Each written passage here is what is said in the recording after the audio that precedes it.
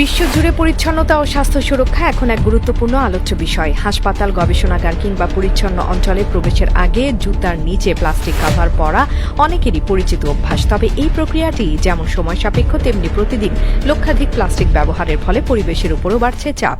এই সমস্যার সমাধানেই তৈরি হয়েছে এক অভিনব প্রযুক্তি, একটি স্বয়ংক্রিয় জুতা শিল্ড বা কাভার, যা পায়ে রাখার সঙ্গে সঙ্গে নিজে থেকেই জুতার তলায় লেগে যায়। নতুন এই শিল্ডটি এমনভাবে নকশা করা হয়েছে যে আপনি শুধু সেটির উপর পা রাখলেই এটি স্বয়ংক্রিয়ভাবে জুতার নিচের অংশে লেগে যায়। এটি সম্পূর্ণরূপে প্লাস্টিক কাভারের বিকল্প হিসেবে কাজ করে।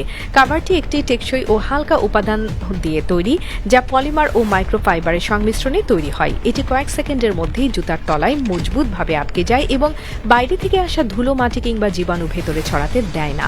এই প্রযুক্তির সবচেয়ে বড় সুবিধা হল সময় ও শ্রমের সাশ্রয়।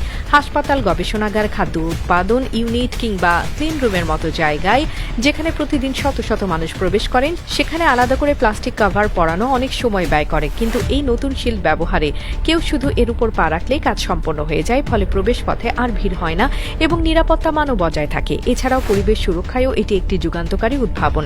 সাধারণ প্লাস্টিক কাভার একবার ব্যবহার করলেই ফেলে দিতে হয়, যা প্রতিদিন বিপুল পরিমাণে বর্জ্য তৈরি করে। কিন্তু এই জুতা শিল্ডটি পুনঃব্যবহারযোগ্য এবং সহজে পরিষ্কার করা যায়। অর্থাৎ এটি শুধু স্বাস্থ্য নয়, বরং পরিবেশের প্রতিও বন্ধুত্বপূর্ণ।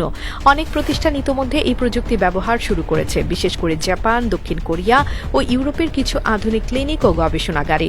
বিশেষজ্ঞরা বলছেন, এই ধরনের উদ্ভাবন ভবিষ্যতের স্মার্ট ক্লিন টেকনোলজির অংশ হয়ে উঠবে। এতে একদিকে যেমন স্বাস্থ্যবিধি আরও শক্তিশালী হবে, অন্যদিকে প্লাস্টিক বর্জ্যের হার উল্লেখযোগ্যভাবে কমবে। গবেষণায় জানা গেছে, শুধুমাত্র হাসপাতাল ও ল্যাবরেটরিতেই প্রতি বছর প্রায় 500 কোটি প্লাস্টিক জুতা কাভার ব্যবহৃত হয়, যা পরিবেশ দূষণে বড় ভূমিকা রাখে। নতুন এই স্বয়ংক্রিয় শিল্ড প্রযুক্তি সেই বর্জ্য কমাতে সহায়ক হতে পারে।